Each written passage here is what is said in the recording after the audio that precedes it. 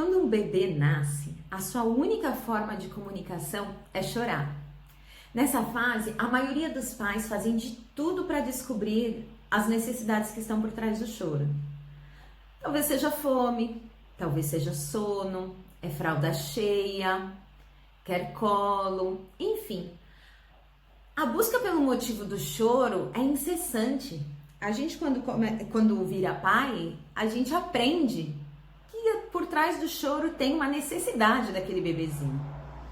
Mas infelizmente, por volta dos 12, 18 meses do bebê, esse trabalho de investigação do motivo do choro é praticamente deixado de lado por quase todos os pais.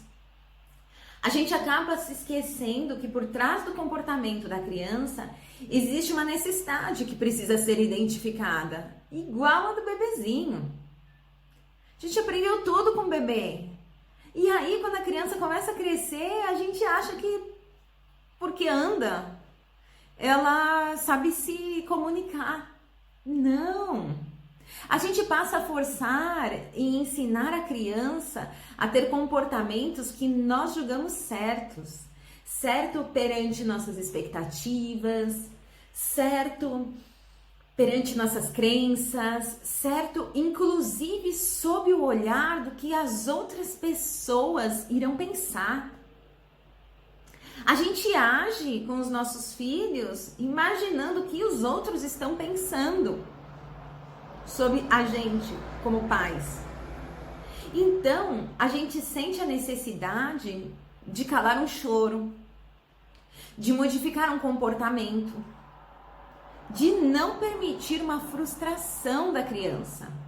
E você já parou para pensar o motivo que determinadas atitudes da criança te incomoda tanto? A criança não pode chorar? Ela não pode sentir raiva? Por que que isso te incomoda tanto? Uma criança chorando. Nossa, o sangue sobe. A gente chega a ficar vermelho. Coração dispara. Eu não estou afirmando que nós devemos nos tornar pessoas que fazem de tudo para satisfazer as necessidades da criança e não ligamos mais para nada e não ligamos para o choro e gritaria o dia inteiro na casa e deixa a criança fazer o que ela quiser. Não, não é isso. Não é isso que eu estou falando. O que eu quero dizer é que é possível e nós somos capazes de satisfazer as necessidades tanto da criança como as nossas.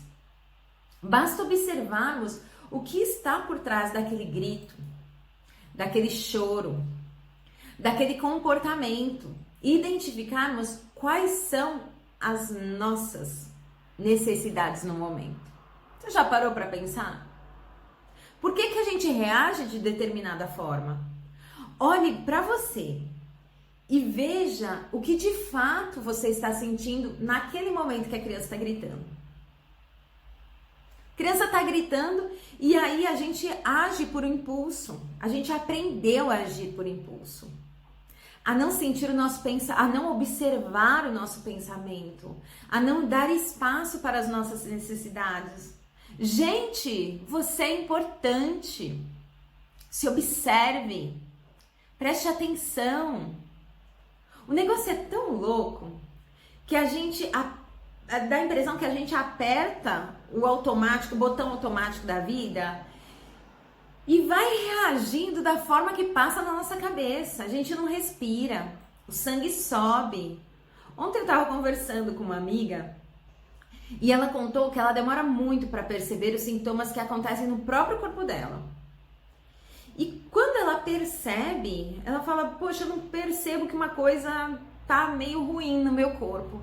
Quando eu vou perceber, Mariana, eu já tô com uma anemia, eu tô com um refluxo, eu tô com uma infecção urinária, eu tô há dias com uma dor de garganta que não passa. Poxa, gente, isso é muito sério. Como pode? Como a gente pode viver sem olhar para nós mesmos? Sem cuidar do que é o mais precioso, que é a nossa vida? Eu não consigo pensar Como meus filhos vão aprender a cuidar de si e prezar a própria vida se eles não me veem cuidando de mim? Um dos valores que eu tenho a intenção de transmitir para os meus filhos é que eles prezem e deem valor à sua própria vida. Mas como eu vou transmitir isso se eu não cuido da minha vida? Se eu me deixo para segundo plano sempre? Isso é impossível. Tem uma outra amiga que diz que não consegue praticar nenhuma atividade física. Os filhos não permitem. Sabe, acho que a gente tem que parar de colocar a culpa nos nossos filhos. Vá lá e se cuide. Se coloque em primeiro lugar. Você tem a vontade, você sabe, olha o corpo, tem a necessidade de proporcionar uma rotina mais saudável. Praticar uma atividade física que faz bem para qualquer ser humano. E você não vai fazer porque o seu filho não permite? Gente, que mundo que a gente vive? O que a gente está transmitindo para os nossos filhos? Se coloque em primeiro lugar. Esse segundo hábito que eu quero transmitir hoje é sobre aceitar. Para aceitar o outro é necessário nos aceitarmos primeiro. Aceitar em relação aos filhos não significa aprovação. Não significa não agir. Não significa não corrigir as atitudes dos meus filhos. Significa abrir caminhos para ver com mais clareza as alternativas que se apresentam. As melhores alternativas para você e as melhores alternativas para o seu filho. Vou dar um exemplo. A criança, ela tá gritando, claramente chamando atenção. Sabe aquele comportamento que tira a gente do sério? Claro que todos aqui sabem. A criança fica, grita, chama atenção, derruba o copo d'água, faz tudo que tira a gente do sério. Aceitar significa você observar essa atitude que seu filho está fazendo, que seu filho está tendo, e entender que a criança que ele está comunicando que tem uma grande necessidade de conexão. Poxa, Mari, haja conexão. Estou o dia inteiro com a criança. Agora eu tenho que fazer almoço, eu tenho que trabalhar, eu tenho que cuidar da outra criança. Como eu resolvo isso? Primeiro você resolve respirando. Porque uma pessoa que não respira não pensa. E não pensar é agir de qualquer jeito. Não pensar é agir por impulso. Não pensar é agir sempre da mesma forma. Depois de respirar, você será capaz de analisar quais são as somente suas necessidades no momento. Sabe aquela história de colocar o oxigênio primeiro em você? Primeiro na gente? Aí a gente vai analisar a criança, né? Então é isso mesmo, você coloca o seu oxigênio e depois você analisa a criança. Então você será capaz de criar no mínimo 3 alternativas decentes para resolver a situação. Olha, eu não tenho dúvida, eu tenho certeza que você vai encontrar.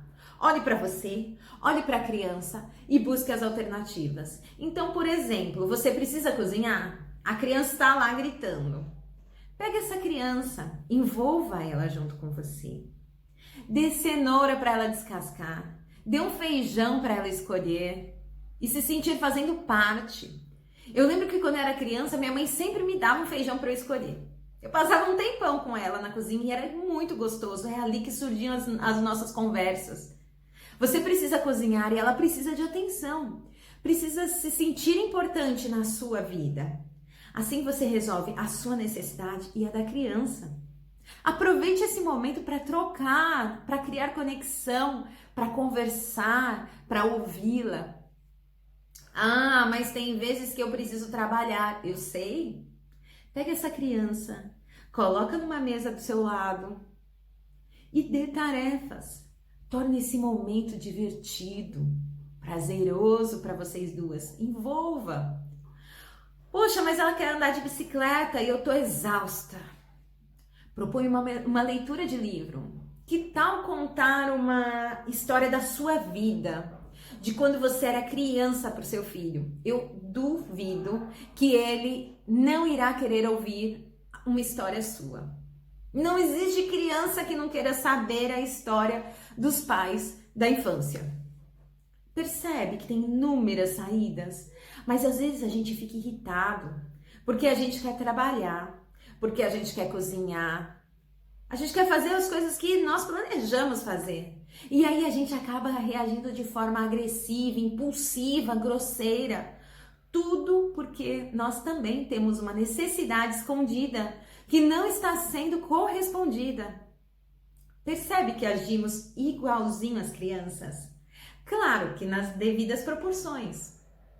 Aceitar significa criar ligação. Aceitar é respirar, é observar a si, é observar o outro e a variedade de soluções à nossa disposição. O tempo é nosso, a gente que determina. Pare de ter pressa. Faça esse tempo acontecer. Crie conexões com seu filho. Tudo vai dar certo. Vai ser muito gostoso. Aproveite!